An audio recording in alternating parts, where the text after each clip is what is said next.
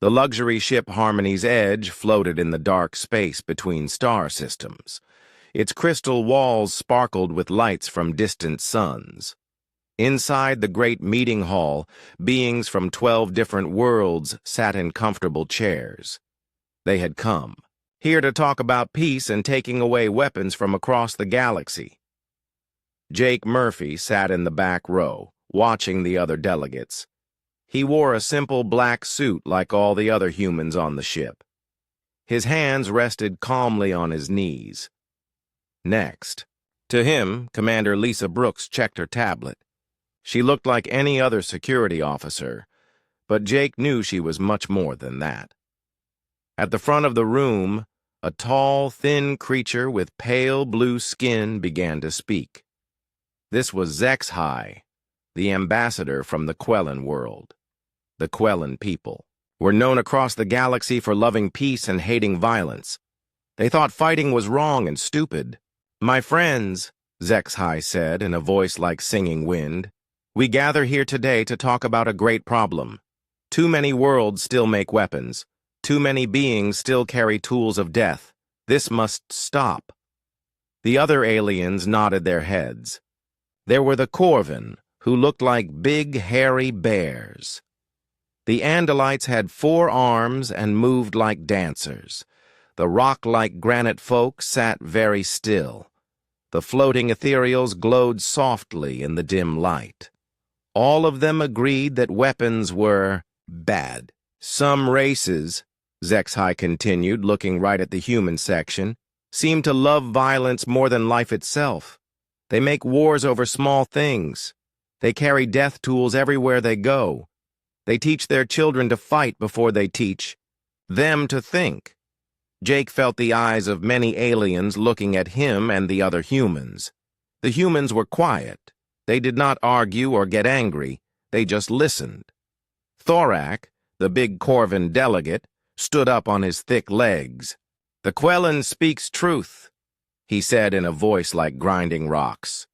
"My people know fighting. We fought many wars before we learned better. But humans, they fight wars for fun. They make weapons that can kill whole worlds. They are dangerous." More. Aliens made sounds of agreement. The Andalite captain of the ship, Veltar, moved his 4 arms in a pattern that meant yes in his culture. "Perhaps," he said, "it is time to limit what humans can carry, for the safety of all." Jake looked around the room. The ship Harmony's Edge was beautiful. It had soft lights and gentle music. The air smelled like flowers from a dozen different worlds. Everything was designed to make beings feel calm and peaceful. The ship had no weapons, no armor, no defenses. It was built only for comfort and talking. Commander Brooks leaned over to whisper in Jake's ear. "The sensors show 3 ships following us," she said very quietly. "They're staying hidden, but they're there." Jake nodded just a little. He kept watching the aliens talk about peace. They spoke about how wonderful the galaxy would be if no one had weapons. They talked about laws to stop beings from carrying guns or knives or any tools that could hurt others. "Violence is the way of animals," said an ethereal whose body glowed green. "Thinking beings should use words, not weapons. We should solve problems with our minds, not our hands." The aliens all agreed. They had been talking like this for 3 days now. Every year they met on this ship to talk about taking away more weapons. Every year they made new rules about what beings could and could not carry. Every year they looked at humans like they were monsters who loved killing. Jake thought about his home world, Earth. He thought about the schools where human children learned to read and write and solve math problems. He thought about the hospitals where human doctors saved lives. He thought about the farms where humans grew food to feed hungry people. He thought about the artists who made beautiful things and the scientists who discovered new worlds. But he Also thought about the things the aliens did not want to see. He thought about the dark spaces between stars where pirates waited. He thought about the beings who took others as slaves. He thought about the creatures that ate thinking beings for food. He thought about all the dangers that floated in the black emptiness of space. HFY was still talking. "Today we must take the next step," the Quellan said. "We must ask all beings to give up their personal weapons. No more guns, no more knives, no more tools of death. We must trust in the goodness of all thinking creatures." The aliens cheered. They clapped their hands or tentacles or whatever they used for clapping. They were so happy to think about a galaxy with no weapons at all. Jake stood up slowly. The room became quiet. All eyes turned to look at the human in the black suit. "I have a question," Jake said in a calm voice. HFY looked surprised. Humans usually did not speak much at these meetings. They usually just sat and listened while the other races talked about how violent and dangerous humans were. "Yes, human Jake Murphy?" HFY said. "What is your question?" Jake looked around the room at all the peaceful aliens. He saw their calm faces and gentle eyes. He saw beings who had never known real danger, never faced real evil. He saw creatures who believed that all problems could be solved with kind words and good thoughts. "Should I put the gun away?" Jake asked. The room became very quiet. No one moved. No one spoke. The question hung in the air like smoke. HFY's face showed confusion. "What gun, human? Surely you do not carry weapons to a peace conference?" Jake reached into his jacket with slow, careful movements.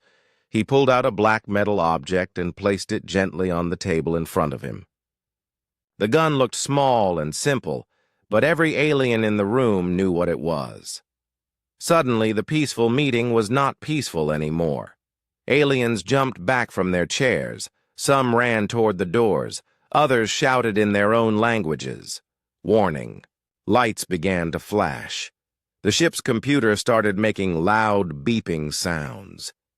Jake stood calmly next to his weapon, waiting for the noise to stop. He had a question to answer, and he wanted everyone to listen carefully to what he had to say. The alarm bells rang through the ship like angry metal birds. Red lights flashed on and off, making strange shadows dance on the crystal walls.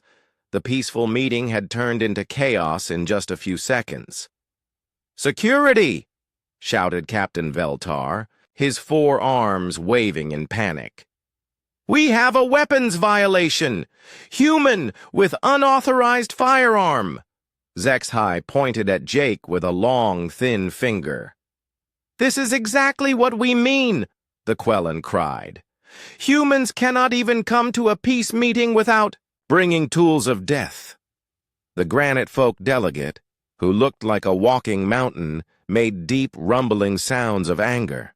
"Treachery," the rock being said. "Humans plan violence even here." Jake stood very still next to his gun. He did not touch it. He did not threaten anyone. He just waited for the shouting to stop. Commander Brooks sat in her chair, looking calm. She did not seem worried about the alarms or the angry aliens. "Please," Jake said in a normal voice, but no one could hear him over the noise. More security guards ran into the room. They were all aliens, Andalites with their quick movements, and ethereals floating above the ground. They carried stun weapons and force shields. They surrounded Jake but stayed far away from his gun. Thorak, the big Corvin, stood up to his full height. He was almost 3 meters tall and covered in thick brown fur. "I knew it," he growled. "Humans come to talk about peace, but they bring war. This is why our worlds fear you." The other aliens nodded and made sounds of agreement. They had been right all along, they thought. Humans were dangerous. Humans could not be trusted. Humans brought violence wherever they went. An ethereal security. Chief floated down from the ceiling. Her body glowed bright yellow with anger. "Human Jake Murphy," she said in a voice like crystal bells, "you have broken 17 galactic laws. You have brought a weapon to a neutral zone. You have threatened the safety of diplomatic representatives." "I haven't threatened anyone," Jake said quietly. He kept his hands away from the gun. "I asked a simple question. Should I put this away?" "Of course you should put it away!" HFY screamed. The calm, peaceful Quellen was shaking with fear and anger. "Why did you bring it here? What were you planning to do with it?" Jake looked around the room at all the frightened faces. "I brought it," he said, "because I always carry it. Just like Commander Brooks carries hers. Just like every human on this ship carries theirs." The room became even quieter than before. The aliens stared at Jake with wide eyes. Some of them looked around at the other humans in the room. The humans sat calmly in their chairs, not moving, not speaking. "All of you," whispered the Andalite captain, "all humans on my ship carry weapons." Commander Brooks stood up slowly. She was a small woman with short gray hair and kind eyes. She looked like someone's grandmother. "Standard protocol," she said simply. "Every human over the age of 16 carries personal defense equipment." "This is impossible," said HFY. "Our scanners would have detected weapons. Our security systems would have found them." Brooks smiled a little. "Your scanners look for energy weapons and explosive devices. They don't look for simple chemical projectile weapons. You stopped scanning for those 300 years ago because most races don't use them anymore. A young ethereal security." Guard floated forward. His glow was dim with confusion. "But why? Why do humans still carry such old weapons?" Jake picked up his gun carefully, keeping it pointed away from everyone. He checked that the safety was on, then held it so everyone could see it clearly. "Because," he said, "sometimes old weapons work better than new ones. This gun is simple. It doesn't need power cells or computer chips. It doesn't break down in electromagnetic fields. It works in any atmosphere, any temperature, any gravity." The aliens looked at the simple black weapon like it was a monster. To them, it might as well have been. Their races had moved beyond personal weapons hundreds or thousands of years ago. They had security forces with stun guns and force fields, but normal citizens didn't carry anything that could hurt others. "But the treaties," said Thorak, "the Galactic Peace Accords, we all agreed to limit weapons. We agreed to limit military weapons," Brooks said. "Planet killers, biological weapons, things that could destroy whole worlds. We never agreed to disarm completely." Jake looked at HFY. "You asked if thinking beings should solve problems with words instead of weapons. I agree. But what happens when words don't work? What happens when you meet someone who doesn't want to talk?" "Such beings do not exist," HFY said, but the Quellen's voice was not as sure as before. "All thinking creatures can be reasoned with." "Really?" Jake asked. He walked over to a wall panel and pressed some buttons. A display screen showed the space around their ship. "Commander Brooks, would you show our friends what your sensors have found?" Brooks nodded and activated her own equipment. The display changed to show 3 dark shapes moving through space near the ship. They were trying to hide, but human sensors were better at finding hidden things than most aliens knew. "Those ships have been following us for 2 days," Brooks said.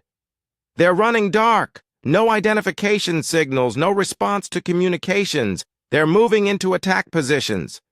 The aliens stared at the screen. Captain Veltar's forearms trembled as he recognized the ship designs. "Those are Shadow Maw vessels," he whispered. Pirates. Pirates don't want to talk, Jake said quietly. Pirates don't care about peace treaties or diplomatic immunity. Pirates want to take things that don't belong to them. Sometimes they take cargo, sometimes they take ships, sometimes they take people. HFY looked from the screen to Jake's gun and back to the screen. But surely they won't attack. This is a diplomatic vessel. We have protection under galactic law. Galactic law, Jake said, only works when people choose to follow it. What law protects you when someone decides to break it? The first Shadow Maw ship suddenly appeared on the main screen, dropping its hiding technology. It was big and dark and covered with weapons. More ships became visible behind it. They were surrounding the peaceful luxury vessel like wolves surrounding sheep. This is Shadow Maw leader to the ship Harmony's Edge. A harsh voice came over the communication system. Cut your engines and prepare to be boarded. Anyone who fights will die. Anyone who cooperates might live. The aliens in the meeting room stared at each other in terror. Their beautiful, peaceful ship had no weapons. Their security guards carried stun guns that might stop one or two pirates, but not a whole army. Their diplomatic immunity meant nothing to beings who lived outside the law. Jake looked around the room one more time. So I'll ask again, he said. Should I put the gun away? The first explosion shook the ship like a giant fist hitting it.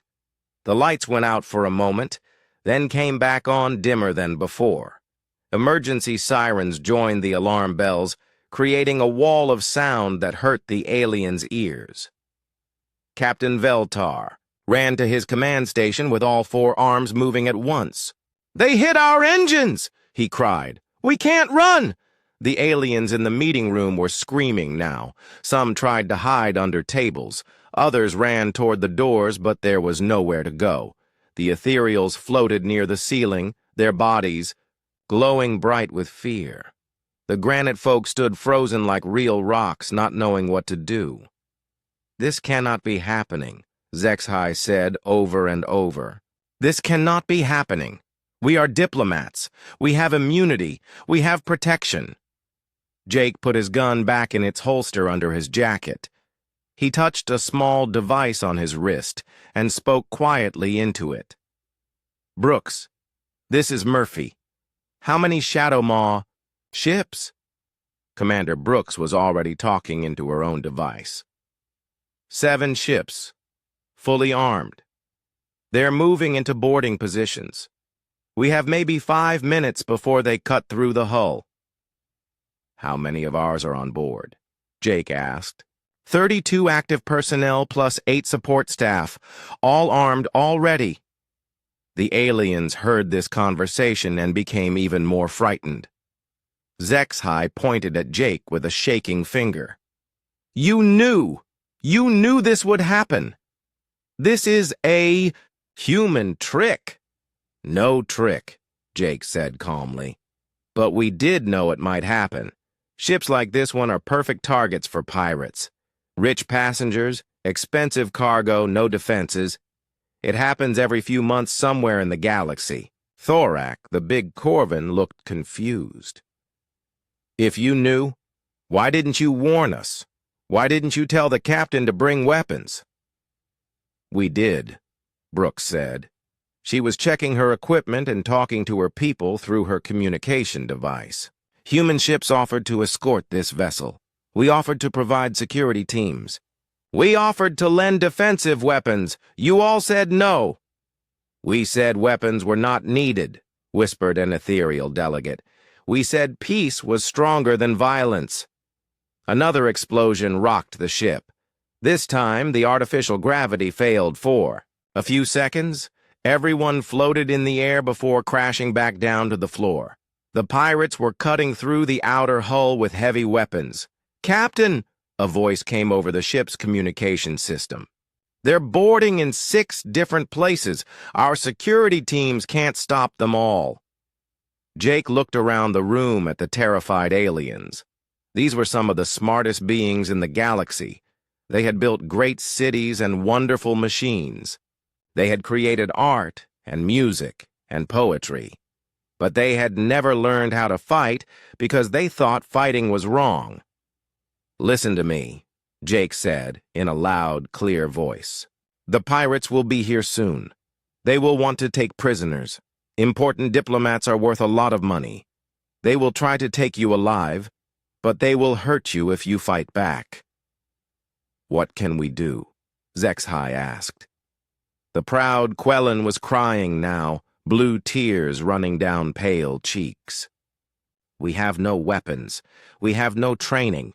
We are helpless." "You're not helpless," Brooks said. She was strapping on equipment that had been hidden in her simple security uniform. "You have us." More humans were entering the room now. They looked different than they had before. The cultural attaché, Dan Pierce, was carrying what looked like a briefcase, but Jake knew it held enough weapons for a small army. The ship's cook, Mary Johnson, had taken off her apron to show combat armor underneath. The maintenance chief, Rick Taylor, carried tools that looked peaceful but could be very dangerous in the right hands. "I don't understand," Captain Veltar said. "You are diplomats and crew members. You are not soldiers." "All humans are soldiers when they need to be," Jake explained. "Every human child learns basic fighting skills in school. Every human adult practices with weapons. Every human knows how to work as part of a team in combat." The Andalite captain's forearms trembled. "But you told us you were diplomats. You said you came here for peace." "We did come for peace," Jake said. "But we came ready for war. There's a difference." The sounds of fighting came through the ship's walls now. Laser blasts and explosions echoed through the corridors.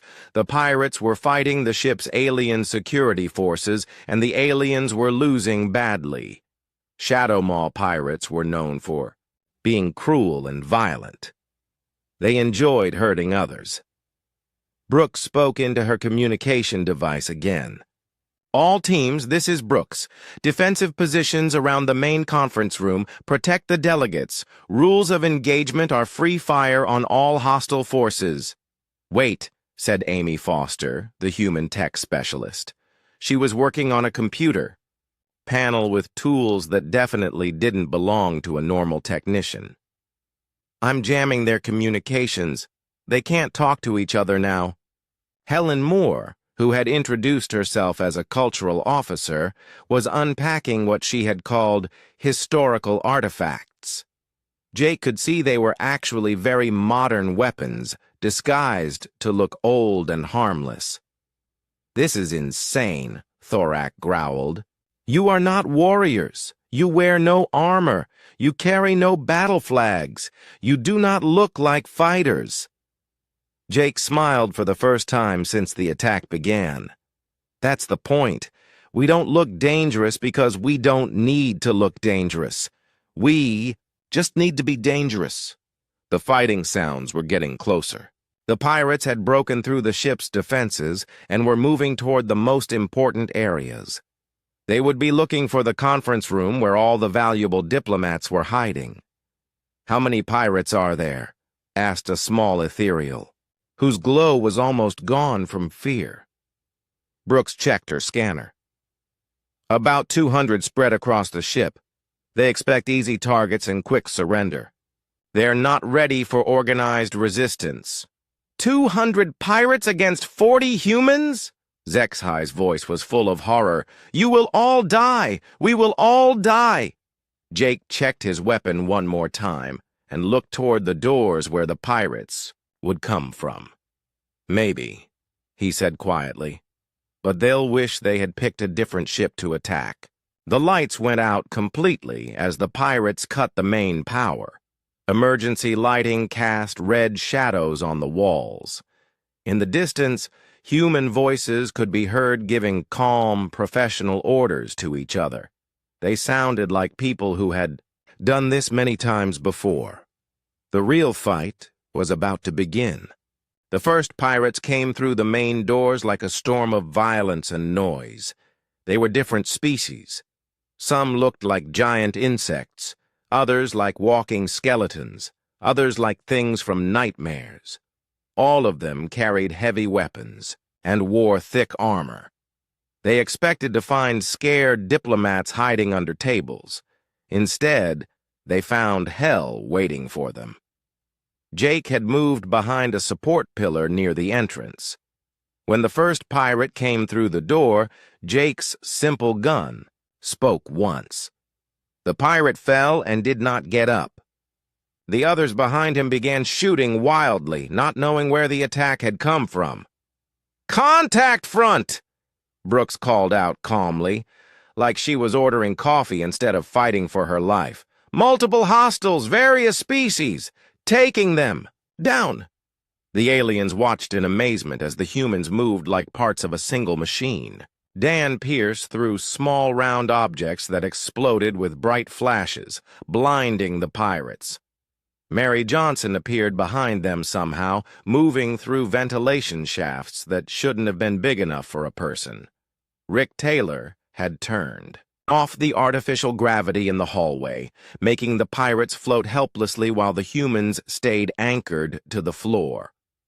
"How are they doing this?" Zexhai whispered to Captain Veltar. The two aliens crouched behind an overturned table, watching humans fight like they had been born for it.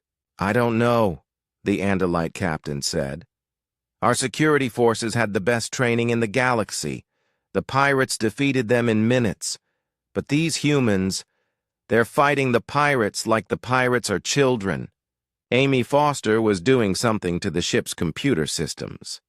The lights began flashing in patterns that confused the pirates, but seemed to help the humans see better. The artificial gravity turned on and off in different sections, making it impossible for the pirates to move normally. "Their communication jammers aren't working," Foster called out. "I've taken control of their radio frequencies. They can't coordinate attacks anymore." More pirates came through the side entrances, but Helen Moore was waiting for them. Her historical artifacts turned out to be weapons that fired tiny needles filled with sleeping medicine. Pirates fell unconscious without knowing what hit them. "This is impossible," said a large insect-like pirate who seemed to be one of their leaders. "These are soft diplomats. They should not know how to fight." "Surprise," Jake said, shooting the insect's weapon out of its claws. The battle moved through the conference room like a deadly dance.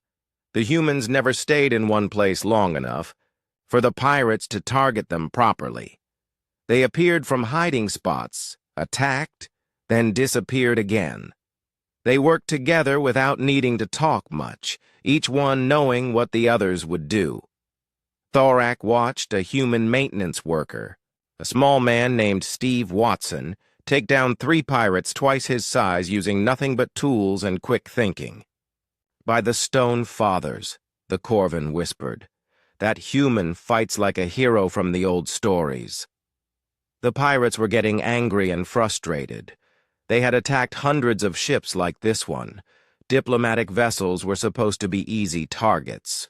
The passengers should have surrendered immediately. The crew should have run away or hidden. Nobody should have fought back, especially not soft humans who spent their time talking about peace. "Kill them all!" screamed the insect leader. "I don't care about prisoners anymore. Kill every human on this ship." But giving that order was easier than following it. Every time the pirates tried to focus their fire on one human, 2 more would attack them from different directions. The humans had turned the elegant conference room into a maze of cover and killing zones. Linda Garcia, who had been listed as a cultural aide, rappelled down from the ceiling on a cable. She landed behind a group of pirates and disabled their weapons with some kind of electronic device before they knew she was there. "Where did these humans learn to fight like this?" asked a skeleton-like pirate as he tried to reload his weapon. "Every human learns to fight," Jake said, appearing behind the pirate like a ghost. "We learn it in school, the same way you learn to read. It's basic education." The pirate dropped his weapon and raised his bony hands. "I surrender. I give up." "Smart choice," Jake said, using plastic ties to secure the pirate's hands. "Stay down and you won't get hurt anymore." This was what surprised the aliens most. The humans were winning the fight, but they weren't killing all the pirates. When pirates surrendered, the humans accepted their surrender. When pirates were wounded, the humans gave them medical help. When pirates ran away, the humans let them go instead of shooting them in the back. "I don't understand," HFY said to Brooks, who was bandaging a wounded pirate's arm. "They tried to kill you. Why are you helping them?" "Because the fight is over for this one," Brooks said simply. "He's not a threat anymore. I'm not a monster. I only hurt people when I have to." The main battle was ending. Most of the pirates in the conference room were either unconscious, wounded, or surrendering. The humans moved efficiently through the area, collecting weapons and securing prisoners. They worked like professional soldiers, but they acted like police officers. Amy Foster was monitoring communications from the rest of the ship. "Teams 3 and 5 have secured the engine room," she reported. "Team 7 has the bridge. Teams 1 and 2 are clearing the remaining boarding zones." "Casualties?" Brooks asked. "2 humans with minor injuries. 17 pirates wounded, 5 unconscious, 12 surrendering. No deaths on either side in our sectors." Jake looked around the room at the alien delegates. They were staring at the humans like they had never seen them before. In a way, they hadn't. They had seen human diplomats and human crew members. They had never seen what humans really were underneath. "The ship is secure," Brooks announced. "All pirate forces have been neutralized or contained. We're checking for booby traps and hidden weapons now." Captain Veltar slowly stood up from behind his hiding place. His 4 arms shook as he looked at the destroyed conference room. Tables were overturned, walls were damaged, and unconscious pirates lay scattered across the floor. But all the alien delegates were safe. "How?" the captain whispered. "How did you do this?" "They had more weapons, more armor, more ships. They should have won easily." Jake holstered his gun and looked at the Andalite captain. "They had more equipment," he said, "but we had better training, better coordination, and better reasons to fight. They wanted to take things from you. We wanted to protect you. That makes a big difference." HFY approached Jake slowly, carefully stepping around sleeping pirates. The Quellen's pale blue face was full of confusion and something that might have been shame. "I owe you an apology," HFY said quietly. "I called humans violent and dangerous. I said you loved fighting more than peace." "You weren't completely wrong," Jake admitted. "We are dangerous. We do know how to fight. But being dangerous isn't the same as being evil. Sometimes dangerous people are exactly what peaceful people need." The sound of more fighting came from other parts of the ship, but it was getting quieter. The human teams were finishing their work, clearing out the remaining pirates and securing the vessel. Soon, the ship would be safe again. But the aliens in the conference room knew that things would never be the same. They had learned something about humans that would change how they saw the galaxy forever. On the pirate command ship, Captain Skreek stared at his tactical display with growing horror. What should have been a simple raid had turned into a nightmare. Red lights showed where his boarding teams had been defeated. Yellow lights marked areas where his people were trapped or unconscious. Green lights, showing successful pirate control, were disappearing one by one. "Report!" Skreeks shouted at his communications officer, a thin creature with too many eyes. "Sir, we've lost contact with boarding teams 1 through 6. Team 7 reports heavy resistance and is requesting immediate extraction. Teams 8 and 9 never made it past the cargo bays. Screeks couldn't believe what he was hearing. His crews had attacked merchant ships, military transports, even small warships. They always won because they were ruthless and well-armed. Diplomatic ships were supposed to be the easiest targets of all. "What kind of resistance?" he demanded. "The ship has no weapons. The passengers are soft diplomats." "Sir," said another pirate, his voice full of fear. "The humans on that ship, they're not normal humans. They fight like demons." Back on the Harmony's edge, the aliens were beginning to understand what the pirate meant. They watched through security cameras as human teams moved through the ship like hunting wolves. The humans didn't just fight, they controlled the entire battlefield.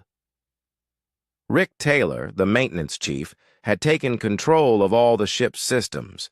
He could turn lights on and off in any room, change the artificial gravity, lock or unlock any door, even control the air circulation. Pirates found themselves trapped in dark rooms with no gravity, choking on thin air while humans moved freely through areas with full life support. "How does he know all these systems?" Captain Veltar asked, watching Taylor work at a control panel. "This is not a human ship. These are Andalite systems." "All humans learn basic engineering," Brooks explained while treating a wounded alien. Security guard. "We study how things work because we might need to fix them, improve them, or break them. Rick can operate any ship system in the galaxy because all ship systems work on the same basic principles." Amy Foster had done something even more impressive. She had not only jammed the pirates' communications, she had taken them over completely. Now, when pirate leaders tried to give orders, they heard Foster's voice instead, giving them false information and sending them to empty rooms or into human ambushes. "Team 9, this is Screeks," a pirate leader called over his radio. "Report your position." "Team 9 here," Foster answered, perfectly copying the voice of a pirate. "We have secured the bridge and captured the captain. Send all available forces to Level 3 to help guard the prisoners." The real Team 9 was unconscious in a cargo hold, but their leader had no way to know that. Pirates began moving toward Level 3, where Steve Watson and Linda Garcia were waiting with a selection of improvised traps. The alien delegates watched the security feeds in amazement. The humans didn't just react to pirate attacks. They predicted them, controlled them, used them. It was like watching someone play a game where they knew all the rules and their opponents knew none of them. "Look at this," whispered an ethereal, pointing at one screen. Helen Moore was moving through a corridor that should have been full of pirates. Instead, it was empty except for sleeping enemies. "How did she get past all those guards?" "She didn't get past them," Jake explained. "She went through the maintenance, tunnels above them, and used gas grenades to put them to sleep. Helen knows 17 different ways to move through a ship without using the main corridors." 17? Zexai's voice was weak with shock. "That's just the basic methods," Brooks said. "If she really tried, she could probably find 50 different ways. Humans are good at finding paths where others see walls." The pirate captain was getting desperate. He had started with 200 fighters and 7 ships. Now he had less than 50 pirates still fighting, and 3 of his ships had been somehow disabled by devices that humans had hidden in space around the diplomatic vessel. "Sir," his communications officer called out, "the humans have taken control of the boarding ships. They're using our own vessels against us." This was true. Dan Pierce and his team had not only fought off the pirates who came aboard through the docking tubes, they had followed the pirates back to their own ships and captured them. Now humans were operating pirate vessels, using pirate weapons against other pirates. "This is impossible," Skreek said, all four of his arms waving in panic. "Humans are supposed to be weak. They're supposed to be peaceful. They spend all their time talking about diplomacy and trade." What Skreeks didn't understand was that humans could be many things at the same time. They could love peace and be excellent at war. They could value life and be very good at ending it when necessary. They could talk about diplomacy during the day and practice combat skills at night. Mary Johnson, the ship's cook, was demonstrating this perfectly. She had been making meals for the alien delegates just hours before. Now she was using kitchen knives, cooking chemicals, and her knowledge of ship ventilation systems to create weapons and traps that confused and captured pirates without killing them. "She's using flour as a weapon," Thorax said in amazement, watching Mary create explosive clouds of cooking powder that blinded pirate attackers. "Humans learn to use everything as a tool," Jake said. "A kitchen knife can cut vegetables or defend against attackers. Cooking chemicals can make food taste better or disable weapons. A human cook learns to do both because you never know which skill you'll need." The last major group of pirates was trapped in the ship's main cargo bay. They had thought it would be a good place to regroup and plan their next attack. Instead, they found themselves in a large, empty room with humans controlling all the exits. "Steve." Watson spoke to them over the cargo bay's communication system. His voice was calm and professional, like a police officer talking to confused children. "Pirates in Cargo Bay 7, he said. "You are surrounded. Your ships have been captured. Your communications have been compromised. Your leaders cannot help you. You have 3 choices. Surrender now and be treated fairly, keep fighting and probably die, or try to escape and definitely get caught. What do you want to do?" There was a long silence. Then, one by one, the pirates began putting down their weapons and raising their hands. Captain Skreeks watched his tactical display go completely red. Every boarding team was gone. Every ship was captured or disabled.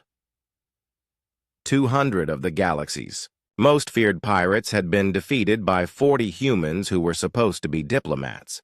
"Set course for the jump point," he ordered his remaining crew. "Emergency escape. Leave the boarding teams behind." "Sir, what about our people on the diplomatic ship?" Skreeks looked at the display one more time. "They're not our people anymore. They belong to the humans now." As the pirate command ship fled into hyperspace, Jake Murphy stood in the ruined conference room and looked at the alien delegates. They were staring at him and the other humans like they had never seen their species before. "The ship is secure," Brooks reported. "All hostile forces have been neutralized. No human casualties. 17 pirate casualties, all non-fatal. 83 pirates in custody, waiting for transfer to galactic authorities." Zexhai approached. Jake slowly. The Quellen's pale face was full of confusion and something that might have been fear. "Who are you?" Zexhai whispered. "What are you really?" Jake looked around the room at his fellow humans. They were cleaning their weapons, treating wounds and processing prisoners. They looked like librarians and teachers and office workers, but they had just fought off a pirate army without breaking a sweat. "We're exactly what we've always told you we are," Jake said quietly. "We're diplomats. We're explorers. We're traders and scientists and artists. But we're also something else. Something you've never wanted to see." "What?" Zexhai asked. "We're the people who keep you safe while you sleep." The conference room was quiet now, except for the soft sounds of humans working. They moved among the unconscious pirates like medical workers, checking for injuries and making sure everyone was breathing properly. The alien delegates sat in their chairs or stood in small groups, watching everything with wide eyes. Jake walked to the front of the room where Zexhai had been giving the speech about disarmament just an hour before. The podium was damaged from laser fire, but it still worked. Jake touched the controls and activated the room's main display screen. "You wanted to talk about weapons," he said to the aliens. "About violence and peace, and why some beings carry tools that can hurt others. I think it's time we had that conversation properly." The screen showed a map of the galaxy. Thousands of star systems glowed like tiny lights in the darkness. Different colors showed which species controlled which areas. Human space was marked in blue, and it was everywhere, not as the largest territory, but as small sections scattered throughout every other species' domains. "This is what you see when you look at galactic politics," Jake said. "Organized species with clear territories, trade routes, diplomatic agreements, a peaceful civilization that has moved beyond the need for violence." He touched another control. The map changed, showing different information. Now it displayed crime statistics, pirate attacks, slave trading routes, and areas where ships disappeared. The peaceful galaxy suddenly looked much more dangerous. "This is what the galaxy really looks like," Jake continued. "Pirates attack a merchant vessel every 6 hours somewhere in civilized space. Slave traders take thousands of beings every month. Some species eat other thinking creatures and don't consider it murder. There are entire regions where ships simply vanish and are never seen again." Thorak looked at the new map with confusion. "But our security forces patrol these areas. Our laws protect travelers. Our treaties maintain peace." "Your security forces are very good at stopping organized military attacks," Jake agreed. "Your laws work perfectly when everyone agrees to follow them. Your treaties keep major wars from starting." "But what about the beings who don't care about laws or treaties?" Amy Foster had finished securing the ship's computer systems. She joined Jake at the front of the room, still carrying tools that looked innocent but had been deadly weapons just minutes before. "Every race in this room has been attacked by pirates in the last year," she said, reading from her computer tablet. "The Quellan freighter Peaceful Dawn was raided 8 months ago. 12 crew members were taken as slaves.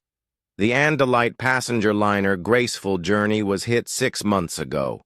The pirates killed 30 people just for fun." The aliens looked uncomfortable. These attacks had happened, but they didn't like to talk about them.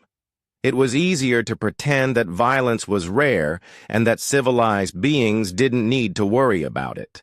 "The Corvin mining station Deep Rock was destroyed 5 months ago," Foster continued.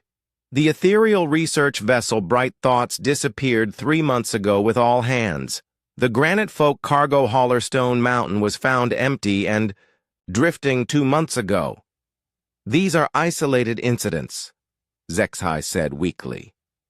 "Rare crimes that happen despite our best efforts to prevent them." "Isolated?" Jake asked. He touched the display controls again. The map zoomed in to show just the local sector around their current position. Red dots appeared everywhere, marking recent attacks. "There have been 47 pirate raids in this area in the last month. That's more than one every day." The aliens stared at the display in shock. They had never seen this information presented so clearly before. Their governments knew about the attacks, but they didn't share the data with ordinary citizens.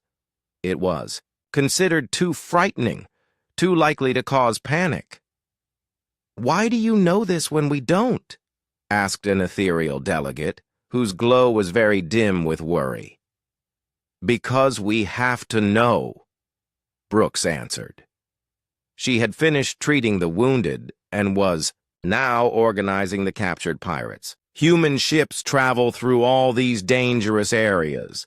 Human colonies are scattered throughout the galaxy. Human traders and diplomats and scientists work everywhere. We can't afford to pretend the dangers don't exist." Jake walked over to where Several pirates lay unconscious on the floor. One of them was starting to wake up, a creature that looked like a walking skeleton with too many arms. Jake helped the pirate sit up and offered it some water. "What's your name?" Jake asked gently. The skeleton pirate looked confused. A few minutes ago, this human had been shooting at him. Now the human was helping him drink water and making sure he wasn't seriously hurt. "Bone clatter," the pirate said in a voice like rustling paper. Why aren't you torturing me? Why aren't you threatening to space me?" "Because you're not fighting anymore," Jake said simply. "You surrendered. That makes you a prisoner of war, not an enemy." Bone Clatter looked around the room at the other captured pirates. They were all being treated the same way, fed, given medical care, handled professionally but kindly. "I don't understand. We tried to kill you. We tried to take your ship and sell your passengers as slaves." "Yes, you did," Jake agreed. "And we stopped you. But now the fighting is over. You're not a threat anymore, so there's no reason to hurt you." The alien delegates listened to this conversation with amazement. They had expected humans to be angry, to want revenge against beings who had attacked them. Instead, the humans treated their enemies better than many species treated their friends. "This is what you don't understand about violence," Jake said, turning back to address the room. "You think violence means anger, hatred, cruelty? You think beings who can fight must enjoy hurting others. But that's not what human violence is about." He gestured toward Brooks and her team, who were efficiently processing prisoners and securing weapons. "We fight when we have to. We fight to protect ourselves and others. We fight to stop greater violence, but we don't fight because we enjoy it." Dan Pierce had returned from capturing one of the pirate ships. He looked tired but satisfied. "All pirate vessels secured," he reported. "We found evidence of 12 other raids in their computer systems. Looks like they've been hitting diplomatic and merchant ships for months." "What happened to the crews of those ships?" Zex High asked quietly. Pierce's face became grim. "Some were ransomed back to their families. Some were sold as slaves. Some—" He didn't finish the sentence, but everyone understood. The room became very quiet. The aliens began to understand what would have happened to them if the humans hadn't been there. They would have been prisoners at best, slaves most likely, dead at worst. Their peaceful ideals and diplomatic immunity would have meant nothing to beings who lived by taking what they wanted from others. "Every species in this room," Jake said quietly, "has laws against murder, against theft, against slavery. Every species here believes in solving problems with words instead of weapons. Every species here thinks violence is wrong and primitive." He looked around the room at the alien faces. "But when violence comes looking for you, what good are laws against beings who don't follow laws? What good are words against beings who don't want to listen? What good are peaceful ideals against beings who see your peace as weakness?" Thorak stood up slowly. The big Corvin looked older than he had that morning. "You're saying we need people like you, people who can fight." "I'm saying the galaxy needs balance," Jake replied. "You need beings who can build and create and discover. You need beings who can talk and negotiate and find peaceful solutions, but you also need beings who can fight when talking fails. You need beings who are willing to do violence so that others don't have to." Helen Moore approached the group, carrying a data pad with information from the captured pirates. "We've identified 17 other ships they were planning to attack," she said. "All peaceful vessels, research ships, passenger liners, cargo haulers, all carrying crews who couldn't defend themselves. How many people would have died? asked an ethereal in a voice like wind chimes. Hundreds, Moore answered. Maybe thousands. These pirates weren't just stealing cargo, they were taking people. The weight of this information settled over the room like a heavy blanket. The aliens began to understand that their peaceful conference had been surrounded by predators. Without the humans, everyone in that room would have been dead, enslaved, or worse. So what happens now? Zexhai asked. What do we do with this knowledge? Jake looked at the Quellan ambassador for a long moment. Now you decide what kind of galaxy you want to live in. One where you pretend violence doesn't exist until it comes for you? Or one where you accept that some beings need to carry weapons so that others can live in peace? The alien delegates looked at each other, then at the humans, then at the unconscious. Pirates scattered around their ruined conference room. For the first time in their lives, they were beginning to understand what peace really cost. 3 hours after the attack began, the Harmony's Edge was peaceful again. The emergency lights had been replaced with normal lighting.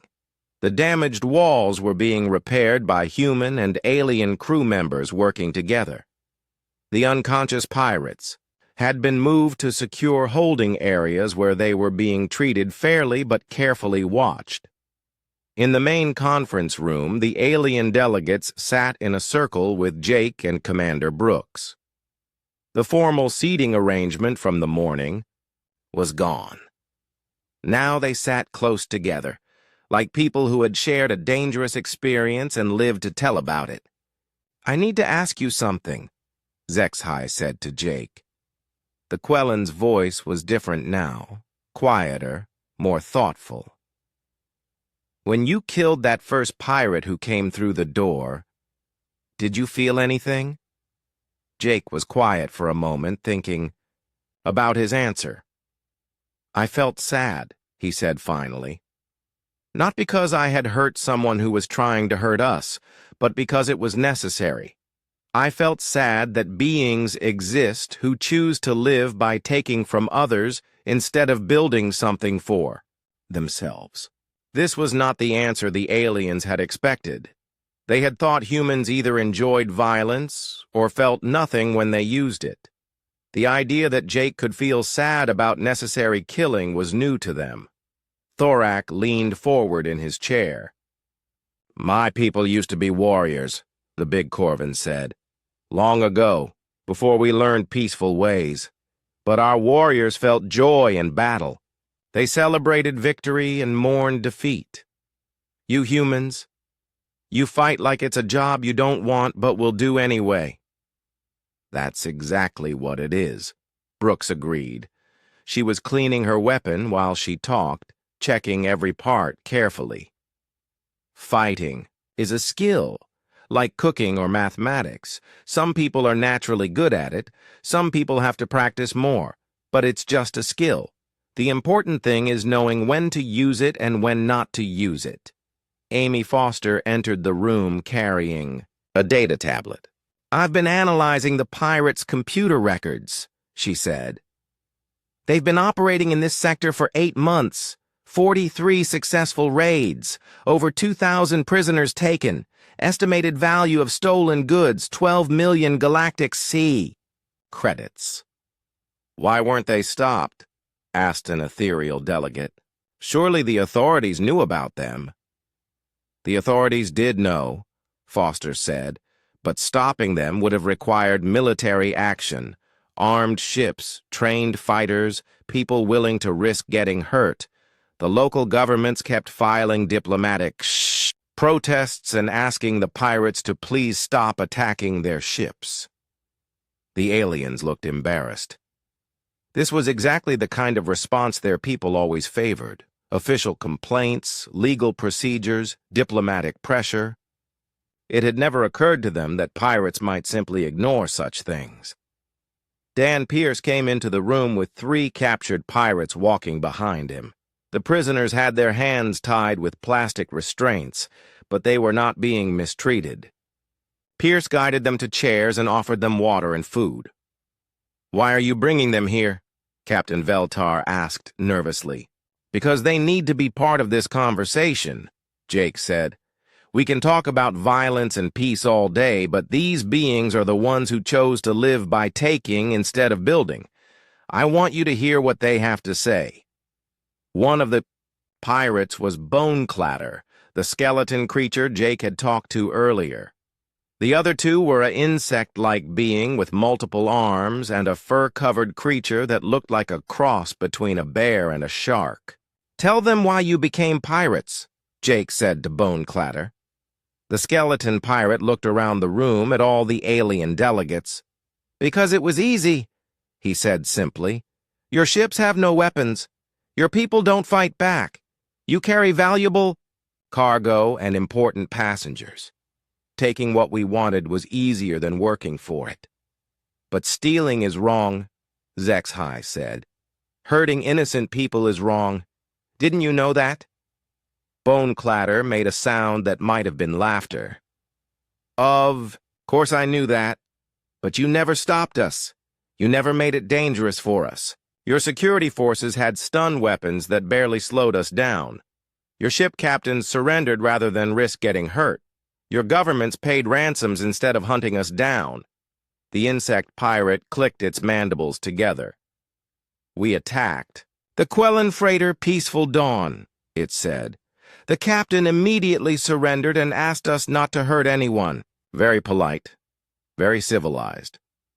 We took everything valuable and half the crew. Easy profit." "What about the crew you took?" Thorak asked, though he looked like he didn't want to hear the answer.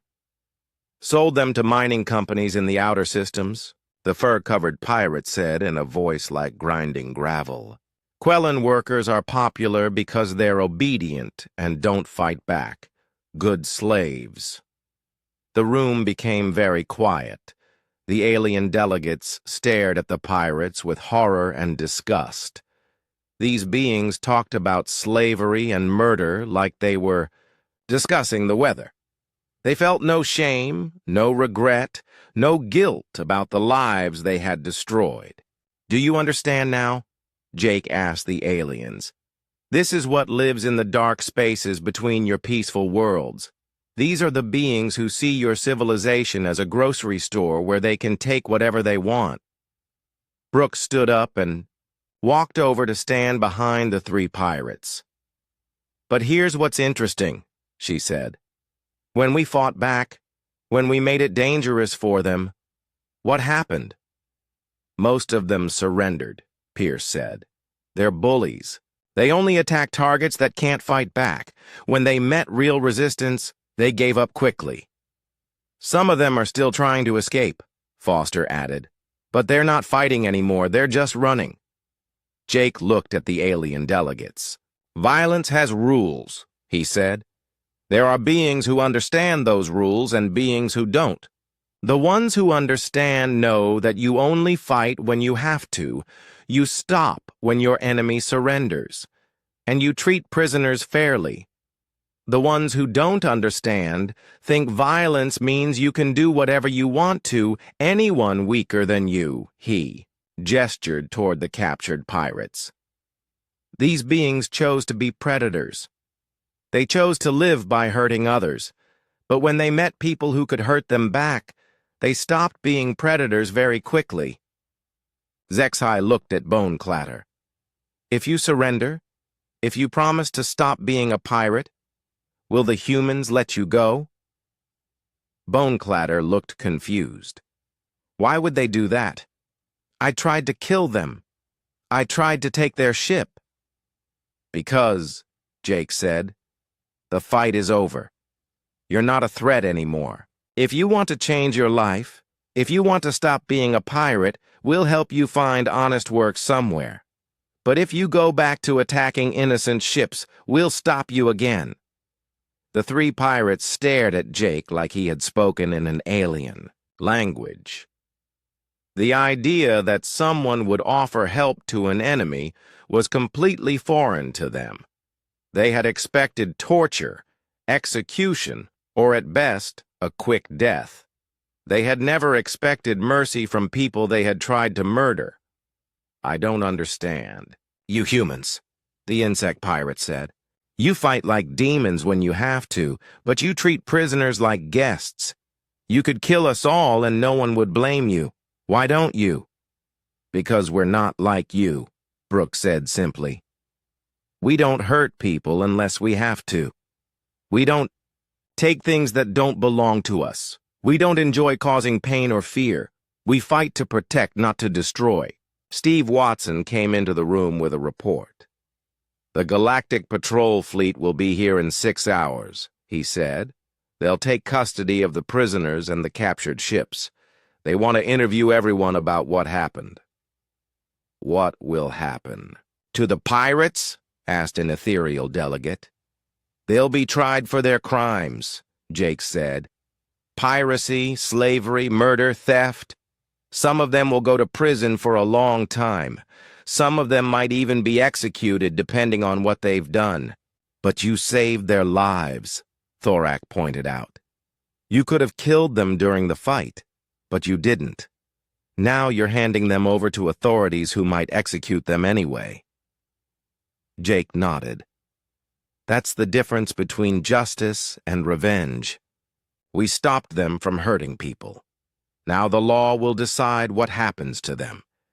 That's how civilization works. Not everyone gets to decide who lives or dies based on their own anger. The alien delegates sat in silence for a while, thinking about everything they had learned. The galaxy they thought they knew, peaceful, civilized, safe, was really much more dangerous than they had imagined. But it was also protected by people they had never understood. What happens now? Zexhai asked finally. Now, Jake said. You go back to your worlds and decide what you want to do with this knowledge. You can keep pretending that violence doesn't exist, or you can help us make the galaxy safer for everyone. How? Asked Captain Veltar. Brooks smiled. By letting us do our job. By understanding that peace isn't free, someone has to pay for it. And by not asking us to put our guns away, when there are still monsters in the dark. 6 months later, Jake Murphy stood in front of a very different kind of audience. The Galactic Naval Academy's main lecture hall was filled with young officers from dozens of different species. Quellan cadets sat next to Corvan warriors. Ethereal. Students floated near Andalite trainees. At the back of the room, even some granite folk had come to listen. The academy was located on Harmony Station, a massive space platform that served as neutral territory for military training. Jake wore his dress uniform now, not the simple black suit of a diplomat, but the blue and silver of the Human Galactic Defense Corps. On his belt, visible to everyone, was the same gun he had carried to the peace conference. Good morning, cadets, Jake said to the assembled students. My name is Commander Jake Murphy, and I'm here to talk to you about asymmetric peacekeeping. But first, I want to ask you the same question I asked at a diplomatic conference 6 months ago. He paused and looked around the room. Should I put the gun away? A young Quellan cadet raised her hand. Her name was Silhai, and she was Zexhai's daughter. The old ambassador had sent her to the academy specifically to learn from humans. No, sir, Silhai said clearly. You should not put the gun away, because someone in this galaxy needs to carry it. Jake smiled. Very good, Cadet Silhai. And why do I need to carry it? Because peace is not the natural state of the universe, she answered. Peace is something that thinking beings create and maintain. And sometimes, to maintain peace, someone has to be willing to fight. This was a very different answer than her father would have given 6 months ago. But Zexhai had learned much since the attack on the Harmony's Edge. The Quellan government had quietly asked the humans to provide security escorts for their merchant ships. Pirate attacks on Quellan vessels had dropped to almost zero. A Corvan cadet named Grax raised his massive hand. Commander Murphy, my instructors say that humans are the galaxy's best fighters, but you don't look like warriors. You don't have natural weapons or armor. How do you do it? Good question, Cadet Grax, Jake said. Who can tell me what makes humans effective in combat? An ethereal student whose glow was bright with intelligence floated higher in the air. You work together, she said. Other species fight as individuals, even when they're in groups. Humans fight as a single organism with many parts. That's part of it, Jake agreed. What else? You adapt, said an Andalite cadet, moving his forearms in excitement. You take whatever situation. You find and change it to your advantage. You make weapons out of cooking supplies and turn ship systems into traps. Also correct. What else? A small cadet from a species Jake didn't recognize spoke up. You don't enjoy it. Most species that are good at fighting do it because they like violence. Humans fight because you have to, not because you want to. That makes you more careful, more precise. Jake nodded approvingly. All excellent answers. But there's something else. Something more important than tactics or weapons or even teamwork. He walked to the center of the room where everyone could see him clearly. We fight for something bigger than ourselves. We don't fight for glory or profit or conquest. We fight to protect beings who can't protect themselves. We fight to keep the galaxy safe for people who want to build instead of destroy. He activated a holographic display that showed the current galactic situation. The map was very different from the one he had shown at the peace conference. Human patrol routes were marked in blue, covering the major trade lanes and connecting all the peaceful worlds. Crime statistics showed a steady decrease in pirate attacks over the past 6 months. Since the incident on the Harmony's edge, Jake continued, 17 different species have requested human security assistance. Not because they want to become warriors themselves, but because they finally understand that someone needs to be the warrior so they don't have to be. The display showed images from recent operations. Human teams working with local security forces to stop slave traders. Human ships escorting merchant convoys through dangerous space. Human investigators tracking down pirate bases and terrorist cells. But here's the most important part, Jake said. We're not doing this alone anymore. New images appeared on the display. Quellan engineers designing better sensors for detecting hidden threats. Corvan workers building stronger hulls for patrol ships. Ethereal scientists developing non-lethal weapons for crowd control. Andalite pilots learning combat flying techniques from human instructors. Peace, Jake said, is not the absence of conflict. Peace is what happens when good people work together to stop bad people from hurting others. Every species has something to contribute to that effort. A young granite folk cadet, who had been silent until now, spoke in a voice like grinding stone. Commander Murphy, what about the pirates you captured? What happened to them? Jake's expression became more serious. Some of them are still in prison. Some of them chose to change their lives and are now doing honest work on frontier worlds. And some of them... He paused. Some of them went back to piracy and had to be stopped again, permanently. The room was quiet. The cadets understood what stopped permanently meant. This is the burden we carry, Jake continued. Sometimes protecting innocent people means ending the lives of those who refuse to stop hurting others. It's not something we celebrate. It's not something we enjoy. But it's something we accept as necessary. Silhai raised her hand again. Sir, how do you live with that? How do you sleep at night knowing you've killed people? Jake looked at the young Quellan for a long moment. I sleep well, he said quietly, because I know that somewhere in the galaxy, families are safe because of what we do. Children are growing up free because we stopped the beings who would have enslaved them. Scientists are making discoveries because we protected their research ships from pirates. He gestured to the star map behind him. Every light on this display represents billions of thinking beings living their lives in peace. They're creating art, raising children, building cities, exploring new worlds. They can do all of that because someone else is willing to stand guard in the dark spaces between the stars. The lecture continued for another hour. Jake talked about tactical principles, strategic thinking, and the ethics of necessary violence. But the most important lesson was the one he had been trying to teach since that day on the Harmony's edge. That protecting peace required strength, and that strength without wisdom was just another form of tyranny.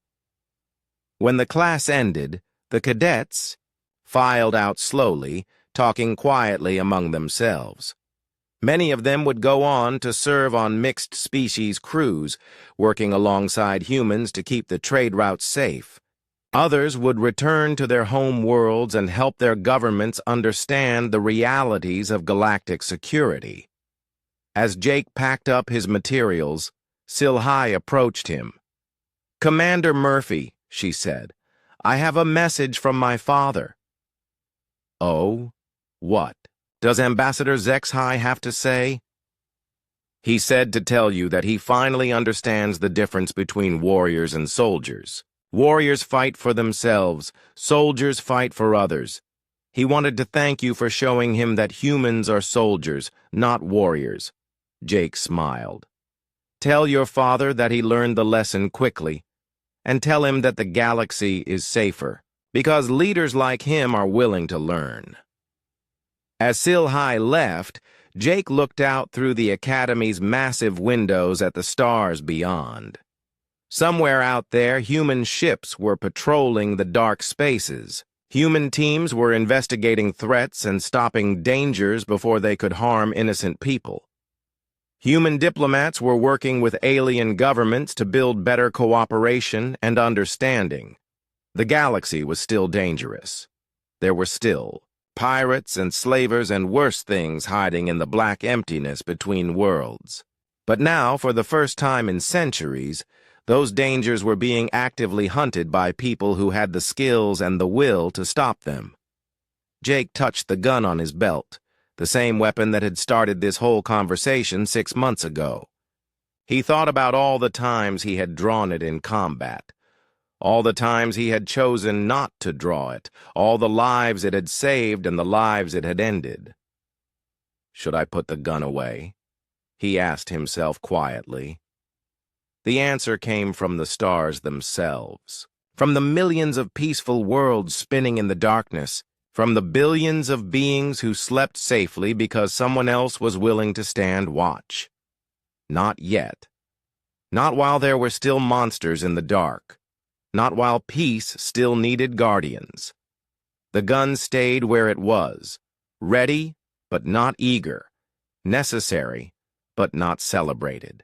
Like the humans who carried them, these weapons existed not because violence was good, but because sometimes violence was the only thing that could stop something worse.